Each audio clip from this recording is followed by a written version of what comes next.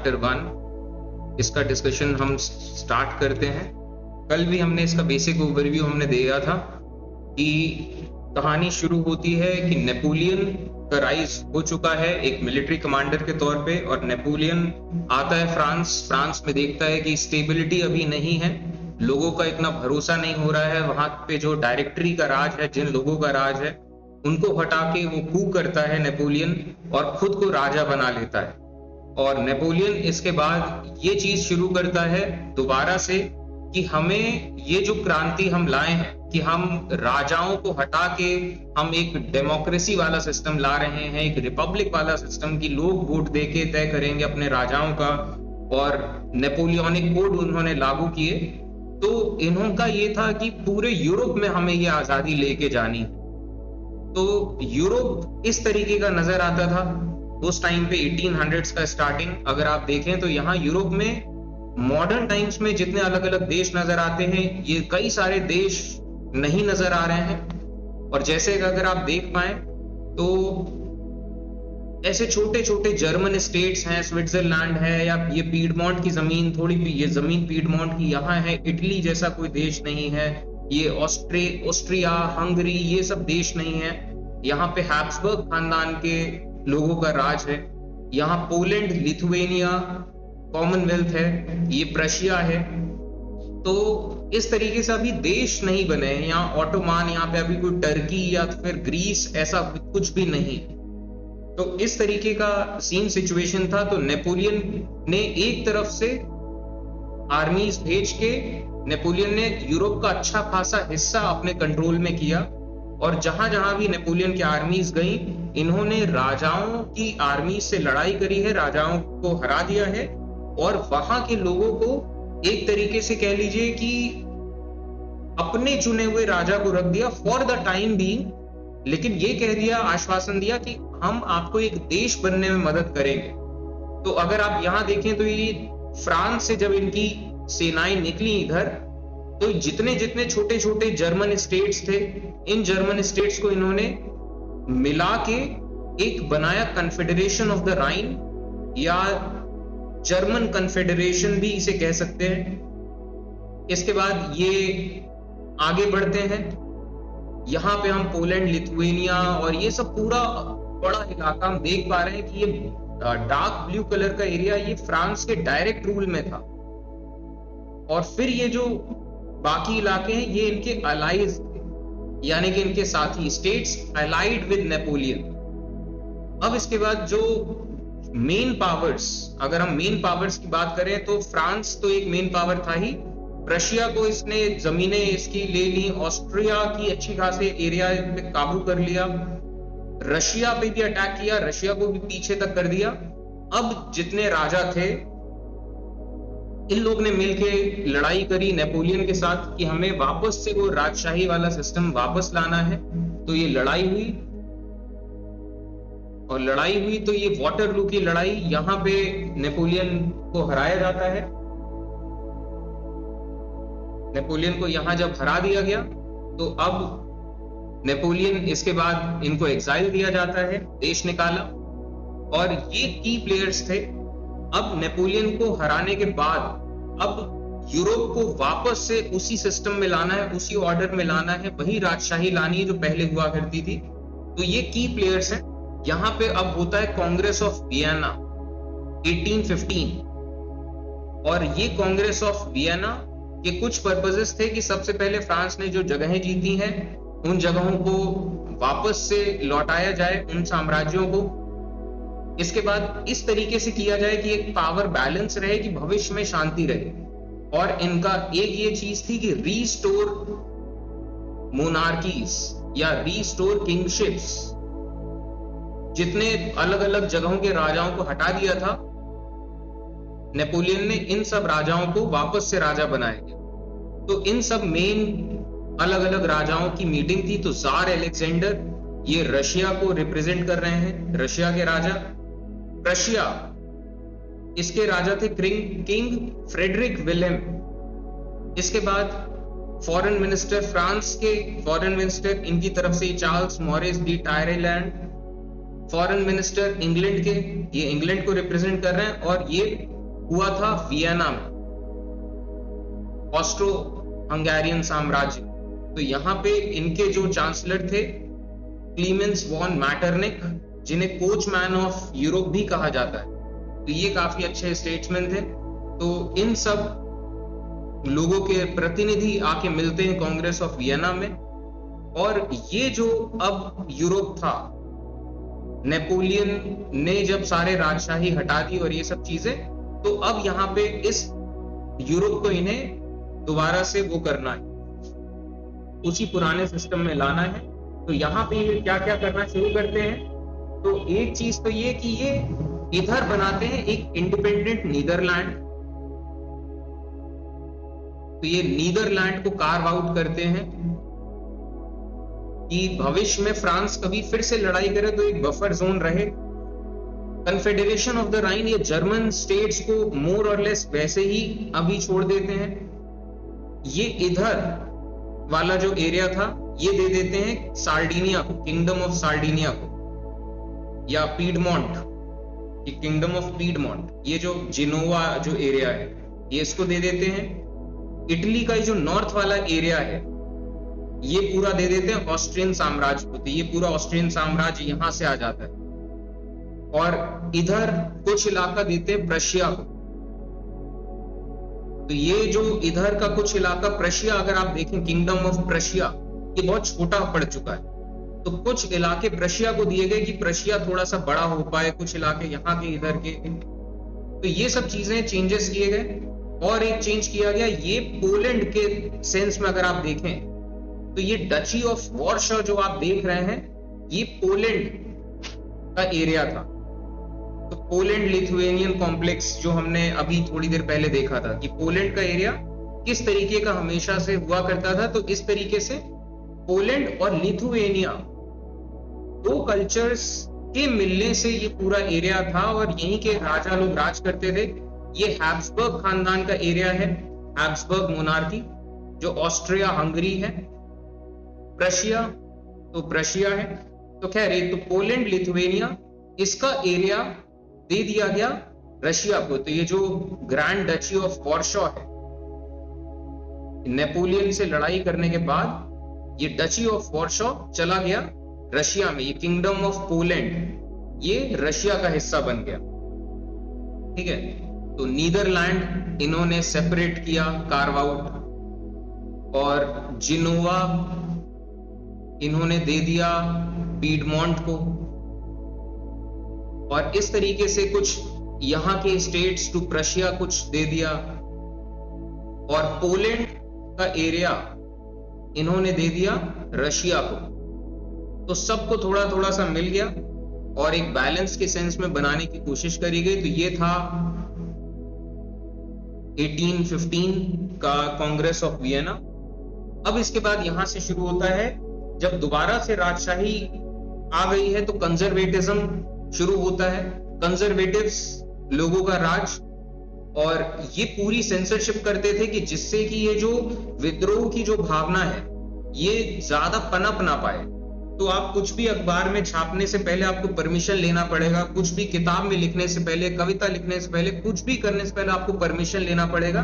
और अगर आप कुछ भी इधर उधर कुछ करते पाए गए, या सरकार या राजाओं की बुराई करते पाए गए, या क्रांति की बात करते पाए गए, तो आपको अच्छा खासा पनिशमेंट उसका मिलेगा। तो ये सब चीजें चलती रही, तो इसे सेंसरशिप कहा जाता है। और जिसके चलते जो रेवोल्यूशनरीज थे, जो नेशंस के बारे में सोच रहे थे कि अभी राजाओं का राज है, तो राजाओं के राज में जो जनता है वो प्रजा बन के रह रही है, उनके पास हक अधिकार नहीं है, और ये पूरी दुनिया में ऐसा ही चल रहा है। लेकिन अगर ऐसा हो जाए कि गरीब लोग लड़ाई कर लें राजाओं से और राजाओं को हटा के अपना देश बना लें, तो गरीब लोगों को हक अधिकार मिलेगा, और सरकार जो बनाएंगे वो सरकार इनके लिए काम करेगी, इनको पढ़ाई लिखाई करने में मदद मिलेगी, अस्पताल बनेंगे, नौकरियां मिलेंगी, और सरकार इस तरीके के कानून लाएगी कि इनका सामाजिक उत्थान हो सके। तो पूरी दुनिया में अगर जो गरीब लोग हैं वो राजाओं से लड़ लें, उनको हटा दें, तो पूरी दुनिया बेटर हो जाएगी। ये कल्पना कर रहे थे सब लोग। कि पूरी दुनिया में इंसानों को रहने का तरीका, नेचुरल तरीका देशों का सिस्टम है। तो इस चीज को एज ऑफ एनलाइटमेंट जो कहा गया था 1700s में। तो अब ऐसे जो रेवोल्यूशनरीज थे, जो नेशनलिस्ट लोग थे, अब क्योंकि पब्लिक में मिलना बहुत मुश्किल है, गिरफ्तार कर लिए जाएंगे, काम कैसे जारी रखें, तो सीक्रेट ऑर्गेनाइजेशंस ये बनाते थे, छुप छुप के मिलते थे और इस तरीके की सीक्रेट ऑर्गेनाइजेशंस में काम करते थे। तो इन लोगों को रेवोल्यूशनरीज उस टाइम पे कहा गया और इन्हीं में से एक नाम है यूसेपे मैज़िनी। इनका काफी बड़ा नाम है और इनके बारे में अगर देखें तो जिनोवा में पैदा हुए थे। मॉडर्न टाइम्स का इटली है वो, लेकिन अगर इटली और ये सब देश तो बाद में कॉन्सेप्ट बने जिनोवा, और जिनोवा पहले कभी किसी साम्राज्य में है, फिर किसी साम्राज्य में है, फिर किसी साम्राज्य में। इन्होंने कार्बोनारी के मेंबर्स रहे। ये कार्बोनारी एक सीक्रेट सोसाइटी, उस टाइम पे बहुत सारे अलग अलग टाइप ऑफ सीक्रेट सोसाइटीज बने थे। इसके बाद इनको 1831 में एग्जाइल कर दिया गया, इनके देश से निकाला, इनको दे दिया गया फॉर अटेम्प्टिंग कि ये ऐसा विद्रोह भड़का रहे थे लिगुरिया में। इन्होंने यंग इटली मूवमेंट शुरू किया मर्साइलाइज में, ये एक जगह है इटली के आसपास की, और यंग यूरोप शुरू किया इन्होंने बर्न में। और इस तरीके से यंग इटली, यंग स्विट्जरलैंड, इस तरीके से कई सारे इन्होंने सीक्रेट सोसाइटीज क्रिएट करी कि अलग अलग देशों की कल्पना कि हमें इन देशों को बनाने की तरफ काम करना है। और ये क्योंकि इटली के थे तो इन्होंने अपना पर्सनल एजेंडा ये रखा कि इन्हें इटली को एक देश बनाना है। तो जो इटालियन कल्चर है, इटालियन कल्चर के सब लोगों को एक साथ जोड़ के एक देश। अब क्योंकि इटालियन कल्चर कई अलग अलग साम्राज्यों में, कुछ इलाके ऐसे हैं जो पोप के पास हैं, कुछ ऐसे इलाके हैं जो कहीं ऑस्ट्रिया के पास हैं, कुछ इलाके ऐसे हैं जो बर्बन खानदान के राजाओं के पास हैं, जो कि स्पेन और फ्रांस के राजघराने के ही हैं। तो इन सब साम्राज्यों से लड़ना पड़ेगा, इनको हराना पड़ेगा, तब जाके इटली एक देश के तौर पे बन पाएगा। तो ये पुश करते थे इटालियन यूनिफिकेशन के लिए और इस सब चीजों को ये प्रोपोगेट करते थे। तो ये सब चीजें हैं। और क्योंकि ये रेवोल्यूशन की बात करते थे और ये नेशनलिज्म की बात करते थे, तो मैटरनिक के लिए लीस्ट फेवरेट पर्सन थे, यानी मैटरनिक इनको ज्यादा पसंद नहीं करते थे। ये बिलीव करते थे कि भगवान ने इस तरीके से मतलब इंटेंड किया है कि देशों के हिसाब से लोगों को ग्रुप किया जाए रादर दैन साम्राज्यों के हिसाब से। तो इन्होंने सोचा नेचुरल ऑर्डर ये है। इनका एक जैसे फेमस स्लोगन रहा करता था, नीदर पोप नॉर किंग, ना हमें पोप का राज चाहिए ना हमें राजा का राज चाहिए। और इस तरीके से ये यंग इटली मूवमेंट ये चलते रहे। और रिबेलियंस जब जब यूरोप में एक तरफ कोई रिबेलियन होता था तो अलग अलग टाइम में रिबेलियंस हुए। तो 1848 ये एक बहुत अहम साल है जब फ्रांस से बगावत शुरू हुई और फिर अलग अलग हिस्सों में पहुंची। ठीक है, तो ये सब चीजें रही, कई सारे इन्होंने विद्रोह करने की कोशिश करी, लेकिन वो विद्रोह कामयाब नहीं हो पाए। फाइनली फिर ये जो पीडमोंट के जो राजा थे जिनका नाम था विक्टर इमानुएल, इनको इन्होंने साथ में लिया और दोनों ने साथ में ऐसा उस टाइम कुछ चली चीजें कि हो गया ये कि इन्होंने सबको हराया और इटली को यूनिफाई किया। अभी इटली के यूनिफिकेशन की कहानी हम अभी और आगे जानेंगे, लेकिन गिउसेप्पे मैज़िनी इनका नाम काफी फेमस है।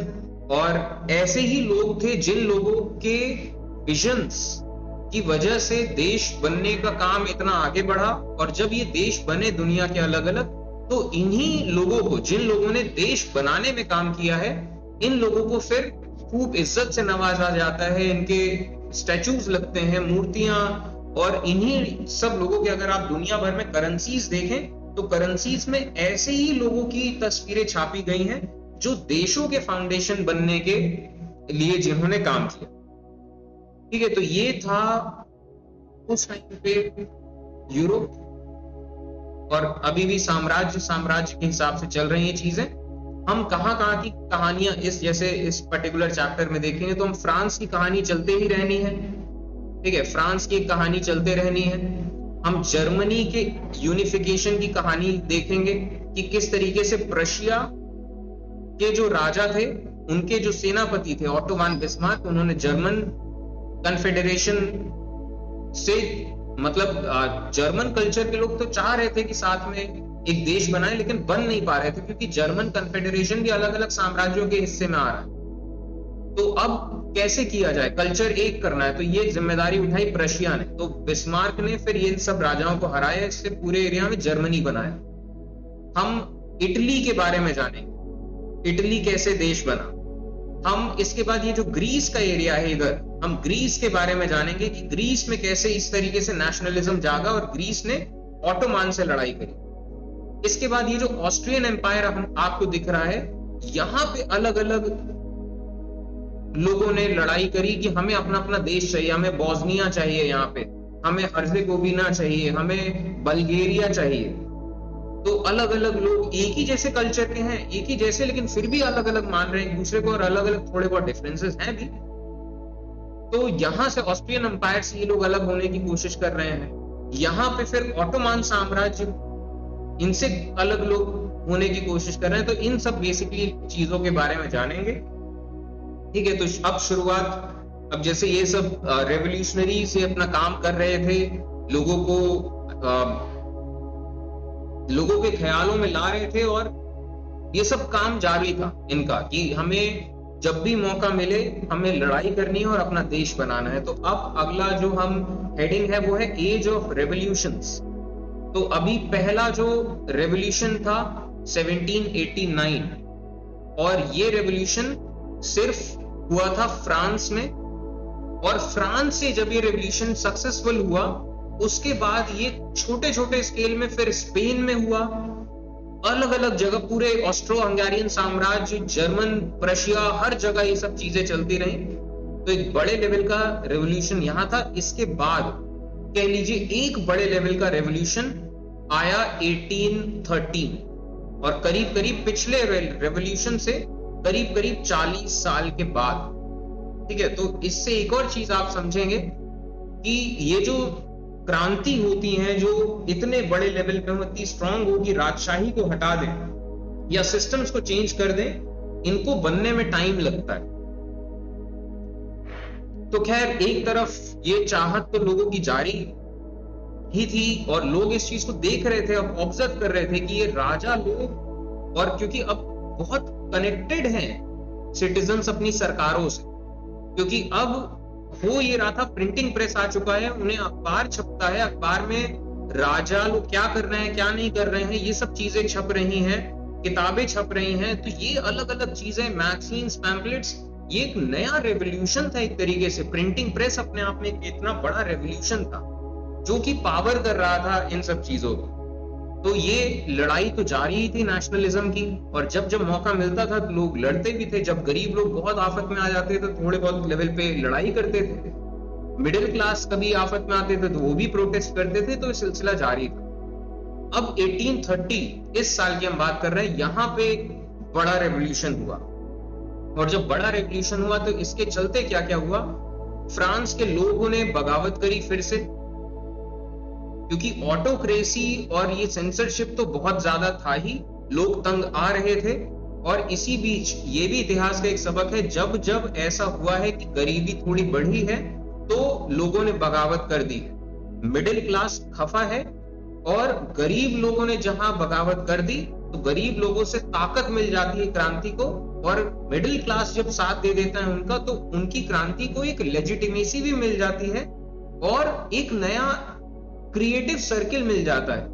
और वो मिडिल क्लास लोग फिर सिस्टम्स चेंज करने की बात कर सकते हैं, सिस्टम्स इंप्रूव कर सकते हैं। तो यही चीज हुआ भी यहाँ 1830s।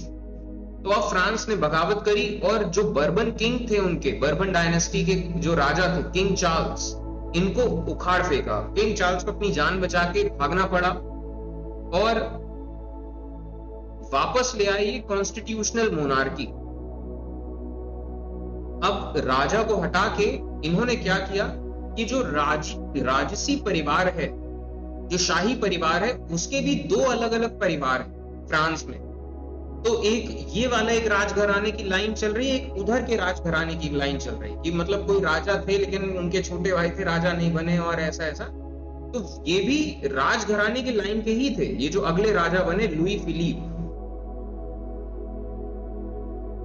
ये ऑर्लिन्स एक जो लीनिएज है, उस लीनिएज के ये राजा थे। तो इनको फ्रांस का राजा बनाया गया और ये थोड़े से कंपैरेटिवली थोड़े लिबरल थे पुराने राजा के कंपैरिजन में, किंग चार्ल्स के कंपैरिजन में। किंग चार्ल्स तो सीधा सीधा सीक्रेट पुलिस थी इनकी की जो भी बुराई करे हमारी उसको जेल में डाल दो और ऐसा ऐसा करके। लुई फिलिप इस मामले में थोड़े लिबरल थे कि हक आजादी है लोगों की तो वो करेंगे और ये सब चीजें। तो 1830s में दोबारा से जब ये लड़ाई हुई तो फ्रांस जब उठ खड़ा होता है, तो मैटरनिक का एक एग्जाम्पल, एक सेंटेंस यहाँ दिया हुआ है कि when France sneezes the rest of Europe catches cold, कि फ्रांस जब छींकता है तो पूरे यूरोप को जुकाम हो जाती है। तो यानी कि इस सेंस में कि जब फ्रांस बगावत के लिए खड़ा होता है, अपने राजाओं से बगावत करता है, तो पूरे यूरोप में जैसे बगावत की जैसे एक बयार आ जाती है और हर जगह के लोग अपने अपने राजाओं के खिलाफ बगावत करने लगते हैं, लड़ाई करने लगते हैं, क्योंकि अब राजाओं को कलेक्टिव सेंस में एक यूनिट के तौर पे अब देखा जा रहा है, क्योंकि ये चीज इतना क्लियर हो चुकी है कि सब राजा मिले हुए एक दूसरे से। क्योंकि नेपोलियन ने जब राजशाही खत्म करने पे आया तो सब राजा एक साथ मिलके, यही राजा लोग एक दूसरे से लड़ते रहते थे, लेकिन जब एक नेपोलियन आया कि ये राजशाही खत्म करनी है तो सब राजा लोग मिलके नेपोलियन को खत्म किया इन्होंने और दोबारा से राजशाही इन्होंने मुकर्रर करी। तो अब इसके चलते बेल्जियम इस एरिया में, नीदरलैंड का ये एरिया तो इन्होंने बना दिया था, नीदरलैंड के एरिया में एक एरिया उठा जिसको अपना देश चाहिए था, तो एक देश बना दिया गया बेल्जियम, ठीक है। और बेल्जियम कल्चर के लोग अगर देखा जाए, इनका मेन शहर ब्रुसेल्स, और इसके बारे में बता चुका हूं, बीच में पहाड़ों का एक लाइन गई है, नॉर्थ में डच स्पीकिंग फ्लैंडर्स कल्चर के लोग हैं, साउथ में वेलोनिया कल्चर के लोग हैं जो कि फ्रेंच स्पीकिंग ज्यादा है।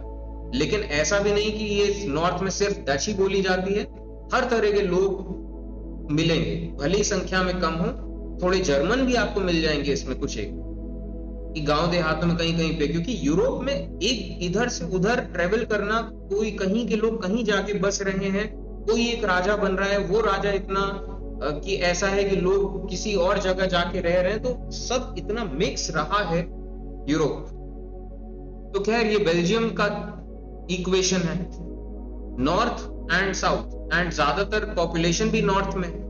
तो अब इसके चलते बेल्जियम की सरकार कैसे बने, वहां की सरकार में कैसे चीजें हों कि सब लोग आराम से काम कर सके, तो ये सब चीजें हम डेमोक्रेसी के चैप्टर में आएगा, ठीक है।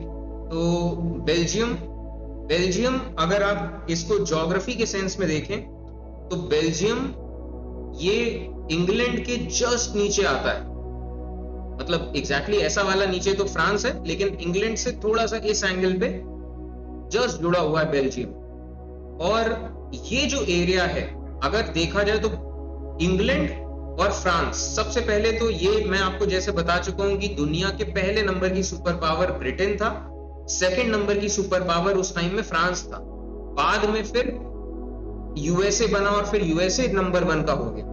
लेकिन उस टाइम पे 1500 या 1600 के आसपास से लेके 1800 के आसपास के टाइम में ब्रिटेन और फ्रांस की खूब लड़ाइयां हुई हैं, और जब खूब लड़ाइयां हुई हैं तो ये यहीं पे आके इनके ट्रूप्स उतरते थे ब्रिटेन के और लड़ाई होती थी। तो ये सब चीजों के चलते ये बेल्जियम यूरोप के लिए बहुत ज्यादा कह लीजिए बेनिफिशियल है, क्योंकि बेल्जियम ये तो चलो फ्रांस एक सुपर पावर है, बेल्जियम इसके काफी नजदीक है फ्रांस।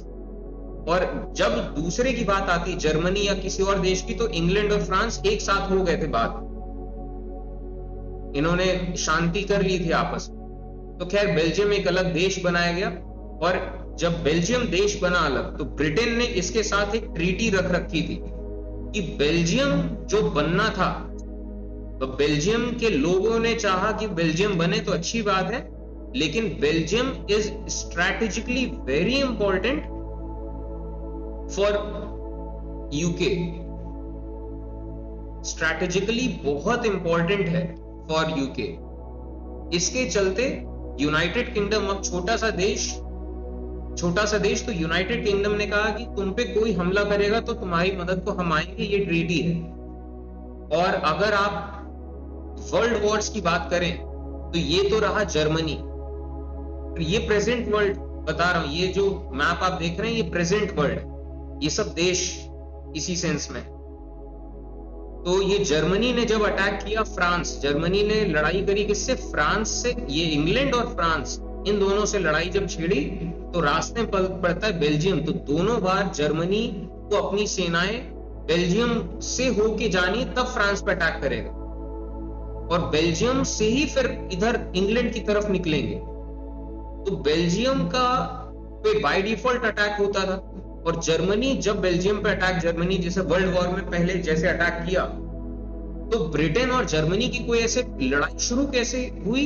उस सेंस में जैसे सीरीज ऑफिशियली वॉर में कूदना, तो पहले किसी किसी की लड़ाई चल रही, लेकिन जब जर्मनी ने बेल्जियम पे अटैक किया तो फिर अब बेल्जियम की ट्रीटी है यूके के साथ कि तुम पे कोई अटैक करेगा तो हम आएंगे, किसी भी हाल में आएंगे बचाने।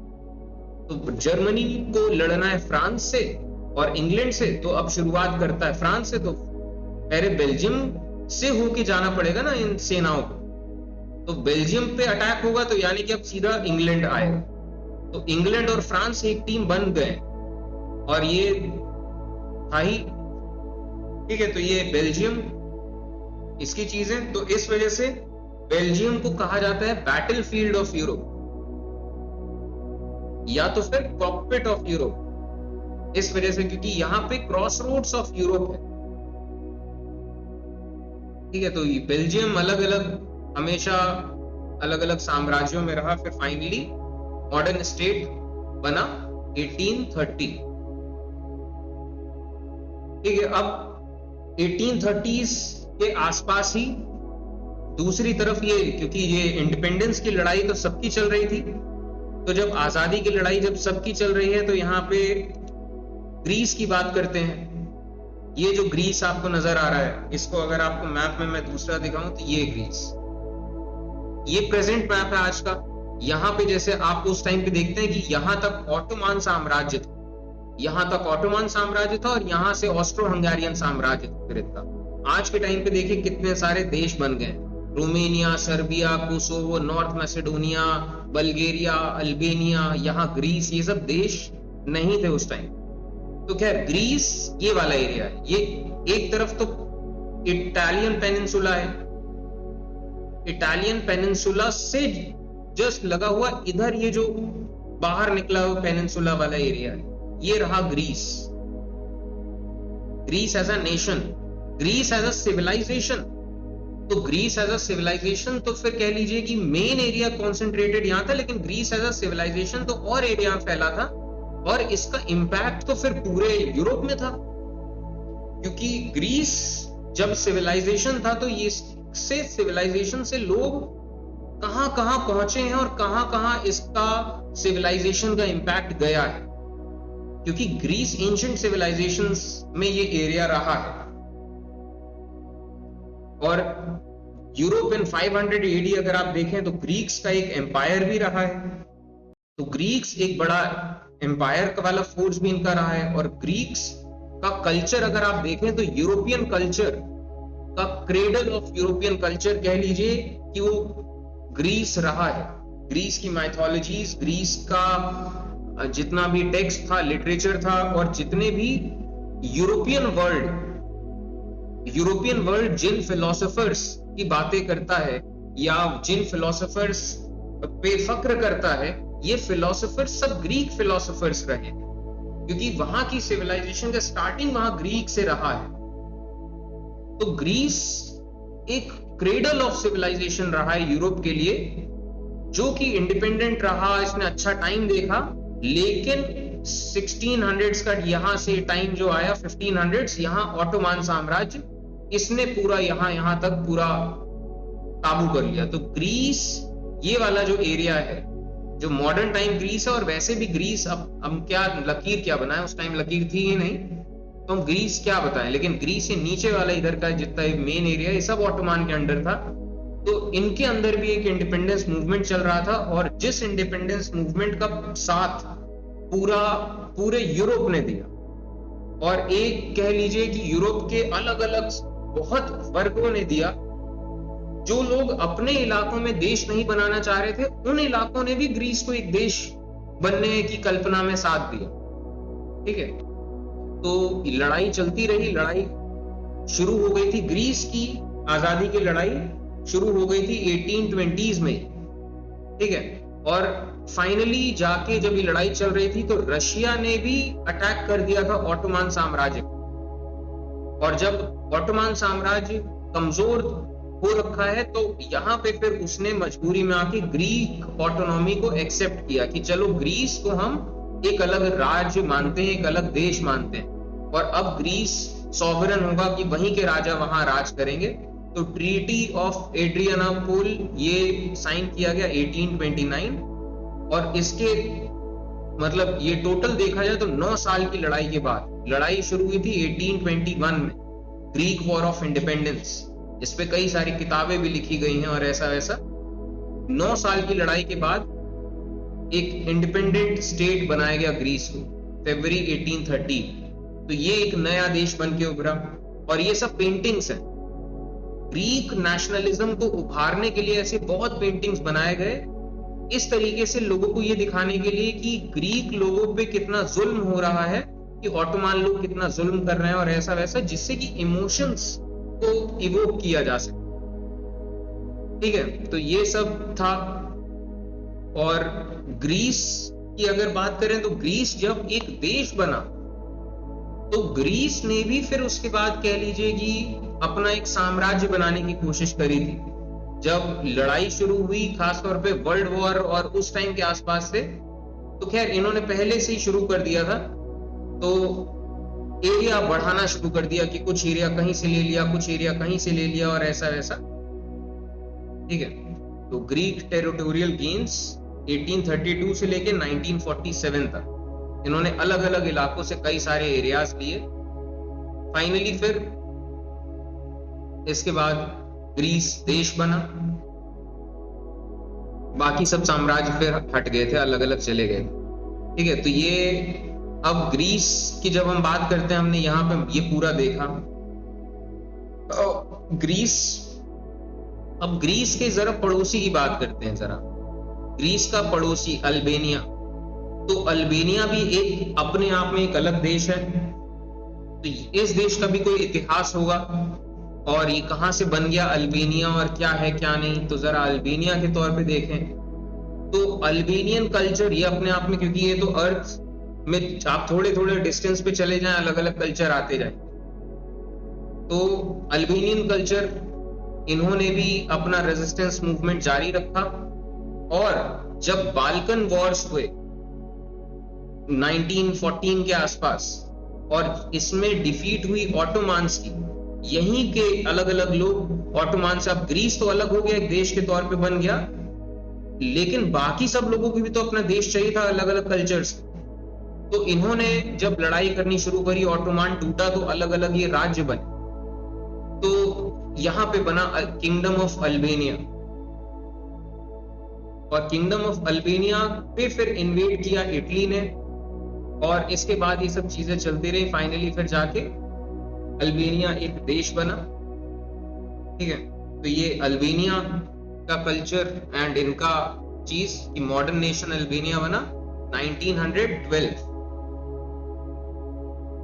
ऑटोमान से टूटने के बाद। और अगर आप रीजंस फॉर वर्ल्ड वॉर 1 में अगर आप देखें, रीजंस ऑफ वर्ल्ड वॉर 1, तो कई सारे रीजंस थे। इन सारे रीजंस में एक इमीडिएट रीजन जो अगर आप देखें इमीडिएटली क्या हो रहा था, तो इमीडिएटली में आता है बाल्कन वॉर्स। बाल्कन वॉर्स, और बाल्कन वॉर्स वो क्या रहे थे, डिस इंटीग्रेशन ऑफ ऑटोमान हो रहा था। ऑटोमान साम्राज्य से अलग अलग कल्चर्स अलग होने की कोशिश कर रहे थे कि हमें अपना अपना देश चाहिए। तो ये आपस में जितने ये सब सर्बिया, रोमेनिया, कोसोवो, ये सब आपस में लड़ रहे थे, क्योंकि रोमेनिया चाह रहा था, जो अब रोमा कल्चर के लोग रोमेनिया बनाना चाह रहे हैं, सर्ब कल्चर के लोग सर्बिया बनाना चाह रहे हैं, सर्ब कल्चर के कुछ और लोग थोड़े से अलग कल्चर के हैं तो कोसोवो बनाना चाह रहे हैं। अब ये चीज है, ये कॉन्सेप्ट तो हर कोई समझता है कि अगर बिगर नेशन होगा, देश अगर आपका बड़ा होगा, तो थोड़ा सा स्ट्रॉन्गर नेशन होगा, और स्ट्रॉन्गर नेशन हर सेंस में होगा क्योंकि उसके पास रिसोर्सेज ज्यादा होंगे, खेती ज्यादा होगी, लोग ज्यादा होंगे, ज्यादा इनोवेटिव माइंड साथ में होंगे, तो अलग अलग सेंसेस। तो सबको ज्यादा चाहिए था कि भाई सर्बिया बने तो बड़ा बने, और इधर ये जो बड़े पावर्स थे, फ्रांस, जर्मनी, इंग्लैंड, इन सबको भी यहाँ पे चाहिए था क्योंकि वक्त आगे बढ़ रहा था, इनको भी यहाँ पे अपना वर्चस्व बनाना था। तो ब्रिटेन, उसका यहाँ अफगानिस्तान तक राज था ही, वो भी और इलाके जीतना चाह रहा है कि हमें रिसोर्सेज मिले, और इन रेगिस्तानों में तो और कितने कितने अच्छे अच्छे रिसोर्सेज मिल जाएंगे। नॉर्थ मैसेडोनिया पे आते हैं, तो अब यहाँ पे इसकी भी बड़ी अजब कहानी। ग्रीस की अगर हम बात करें तो ग्रीस अपने आप को अलग मानता है। क्यों कहता है? क्योंकि ग्रीस का जो एंशिएंट सिविलाइजेशन रही है उसके दम पे, अब एंशिएंट सिविलाइजेशन जो ग्रीस की रही है उसमें एक टर्म आता है मैसेडोनिया, जो कि इनका अच्छा खासा कभी कैपिटल रहा है और खूब जिक्र रहा है मैसेडोनिया का। अलेक्जेंडर भी मैसेडोनिया का था। तो मैसेडोनिया के लोगों ने कहा कि नहीं, हम लोग का कल्चर अलग है, हमें अलग देश चाहिए। तो इन्होंने ग्रीस से लड़ाई करी है और अपना देश बना लिया और नाम रजिस्टर करवाया नॉर्थ मैसेडोनिया। और ये बड़ा अटपटा सा है क्योंकि मैसेडोनिया ही तो मेन, मतलब कह लीजिए कि वो ग्रीस का पहचान के तौर पे है और ग्रीस के हेरिटेज में आता है, ग्रीस के कल्चर में मैसेडोनिया आता है। अब अगर नॉर्थ मैसेडोनिया अलग देश बन जाए तो ग्रीस जिस वजह से देश बना उसका मतलब तमगा छीन लिया आपने, ऐसा टाइप की बात। तो नॉर्थ मैसेडोनिया ये देश, ग्रीस इसे आज भी रिकॉग्नाइज नहीं करता है, और कई सारे दुनिया के देश हैं जो नॉर्थ मैसेडोनिया को एक देश मानते हैं, और कई सारे ऐसे देश हैं जो आज भी नॉर्थ मैसेडोनिया को देश नहीं मानते। तो यही हुआ कि फर्स्ट वर्ल्ड वॉर में जो टेरिटरी जिस पे राज था बल्गेरिया का, ये पहले बल्गेरिया का हिस्सा था, ठीक है, इन्होंने at the end it returned, इन्होंने न्यूली फॉर्म्ड जो kingdom of Serbs, Croats and Slavs था, तो it return to Serbian rule, ये वापस से इनके रूल में आ गए। और इसके बाद सेकेंड वर्ल्ड वॉर, इस टाइम पे भी बल्गेरिया के राज में था, और इसके बाद it was established as a constituent of communist Yugoslavia. इन सारे इलाकों को मिला के एक देश बनाया गया था यूगोस्लाविया, और इसके बाद यूगोस्लाविया रहा था 1991 तक। ये जितना पूरा एरिया है, अगर मैं आपको बताऊं इस सेंस में, अब स्लाव्स की बात आई है तो स्लाव्स का भी आप कल्चर के सेंस में नोटिस करें। ये ऑस्ट्रो हंगेरियन साम्राज्य का जो मैं आपको टूटना बता रहा हूं, इसमें एक बहुत बड़ा रीजन था, इतना जो पूरा कल्चर है, इतने जो पूरा एरिया है, इस पूरे एरिया का एक कल्चर है, वाइडर कल्चर, जिसको हम स्लाव्स कहते हैं। स्लाव्स ये एक कल्चर है, और स्लाव्स के अंदर भी फिर सब कल्चर्स,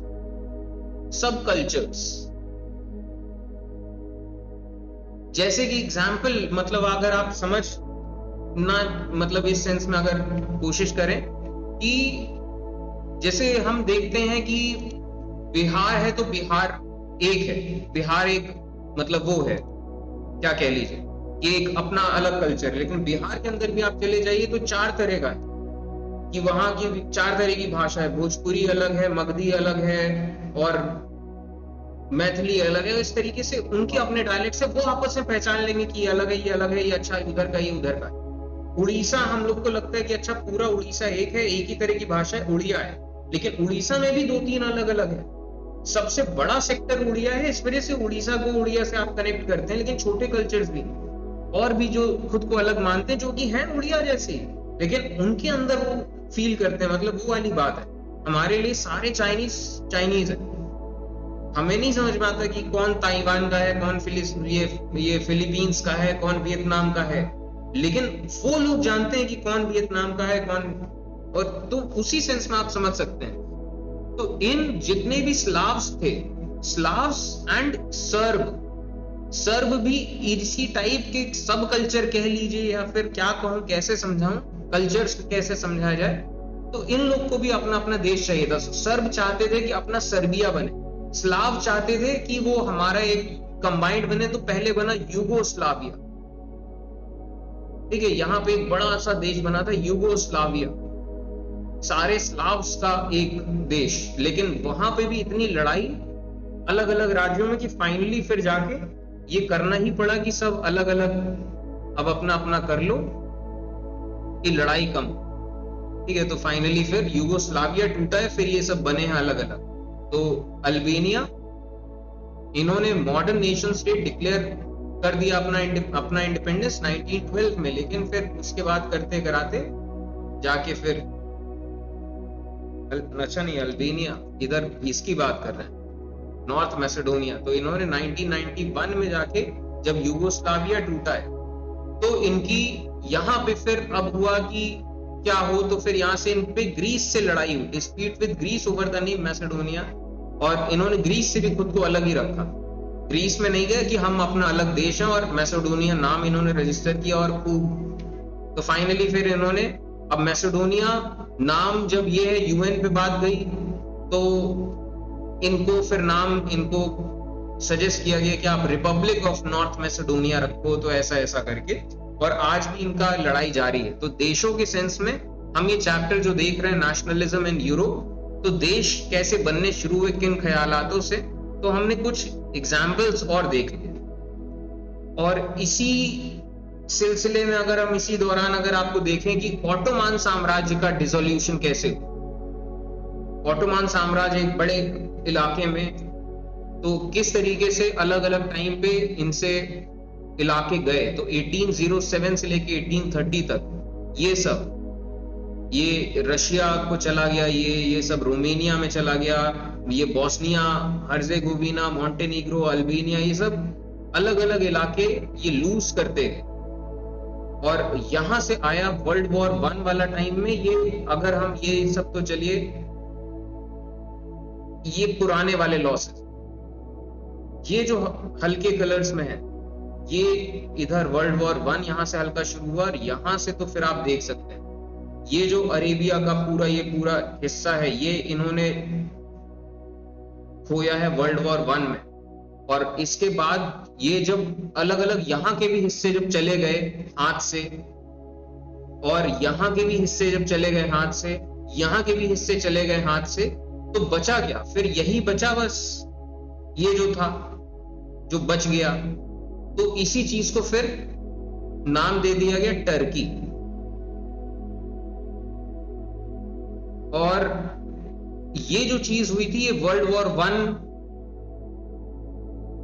के एंड में हुआ था। और यहीं से अगर आप इंडियन हिस्ट्री को कनेक्ट करें, तो ऑटोमान साम्राज्य was the head of Muslim world. Ottoman साम्राज्य के जो सुल्तान है, वो हेड ऑफ मुस्लिम वर्ल्ड थे। तो इनको इनके पद से हटा दिया गया, और टर्की अब जो नाम दिया गया, इसमें अंग्रेजों का राज हो गया, अंग्रेजों का। तो यहां से फिर reaction in the Muslim world आया था, और वहीं से खिलाफत वाली चीज शुरू हुई थी, रिएक्शन ऑफ मुस्लिम वर्ल्ड। और पहले इनसे कहा गया था कि नहीं, उनके खलीफा को हटाया नहीं जाएगा, लेकिन बाद में उनके खलीफा को हटा दिया। तो यही सब चीज थी। तो इस तरीके से ऑटोमान टूटा। तो ऑटोमान टूटना, और यही एरिया बाल्कन का एरिया है, ये जो एरिया है, ये सब बाल्कन एरियाज, यही एरियाज की लड़ाई के चलते फिर ये सब चीजें हुई। और जो शुरुआत हुई बोस्निया, ये जो आप देख रहे हैं बोस्निया, ये इलाका इन्होंने कब खोया था ऑटोमान ने, 1878 में ये इलाका चला गया था ऑस्ट्रो हंगेरियन साम्राज्य के पास। दोबारा से इन्होंने जीता 1908 में, लेकिन उसके बाद दोबारा से फिर ये 1830 में सर्बिया बन गया इसका। और फिर ये सर्बिया का ही नेशनलिस्ट था जिसने ऑस्ट्रिया के ड्यूक को गोली मारी थी। और वहीं से वर्ल्ड वॉर 1 का ऑफिशियल एक स्टेटमेंट शुरू हुआ। कि ऑस्ट्रिया ने सर्बिया पे अटैक किया। सर्बिया, ये जो नया एक देश जो बन रहा था, ये जो पूरा एरिया, ये सर्बिया के साथ में था रशिया, और ये ऑस्ट्रिया के साथ में था जर्मनी। तो जर्मनी ने फिर लड़ाई शुरू करी, और जर्मनी ने जब लड़ाई शुरू करी तो इधर फ्रांस से लड़ना शुरू किया, उधर रशिया से लड़ाई करना शुरू किया। और जब फ्रांस के रास्ते में आया बेल्जियम, बेल्जियम पे जैसे ही घुसे वैसे ही इंग्लैंड भी आ गया, और इस तरीके से दो पार्टीज बन गई। और जब दो पार्टीज बन गई तो फिर जो वर्ल्ड वॉर हम देखते हैं, ठीक है, तो ये world Europe during world war 1 अगर आप देखें तो ऑटोमान यहां इतना बचा था। अल्बेनिया अलग हो चुका था, मॉन्टेनीग्रो एक अलग हो चुका था, सर्बिया एक अलग हो चुका था, रोमेनिया अलग हो चुका था, और ग्रीस तो ये हो ही चुका था। तो ये ऑटोमान साम्राज्य, तो ये एक तरफ यहां से लड़ाई शुरू हुई, सर्बिया एंड ऑस्ट्रो हंगेरियन, इन दोनों की लड़ाई हुई। सर्बिया के साथ में आया रशिया, ऑस्ट्रो हंगेरियन के साथ आया जर्मनी, और जर्मनी को लड़ाई करनी थी। ये एक्चुअली इन सब के ये अलायंसेस थे, ट्रीटीज थी, जर्मनी और ऑस्ट्रो हंगेरियन की ट्रीटी थी, और इसी तरीके से जर्मनी ने ऑटोमान से एक ट्रीटी बनाई थी। तो इनकी एक टीम बन गई थी, इन तीनों साम्राज्यों की एक टीम जैसा बन गई, और जर्मनी ने लड़ाई शुरू करी। जर्मनी ने दोनों तरफ लड़ाई शुरू करी। एक तरफ इन्होंने सोचा पहले फ्रांस को हरा देते हैं, फिर रशिया पर अटैक करते हैं। शुरुआत यहां से हुई, बेल्जियम और फिर फ्रांस पे अटैक, और इधर से फिर यूके आ गया, फ्रांस लड़ाई कर रहा है, इन्होंने फिर रशिया पे भी लड़ाई करी, और फिर ये सब पूरा चलता रहा सिलसिला। वो तो प्रॉपर फिर वर्ल्ड वॉर्स, और फिर आगे फिर यूएस, अभी यहाँ मैप पे नहीं है, फिर यूएस भी आता है, और कई सारे देश अलग अलग आते हैं। इनके कॉलोनीज भी थे, इनकी कॉलोनीज आपस में लड़े हैं, ठीक है। तो ये चीज रही। तो डिसोल्यूशन ऑफ ऑटोमान भी हमने देखा, ठीक है। तो आज के लिए फिलहाल इतना ही रखते हैं। Yes sir.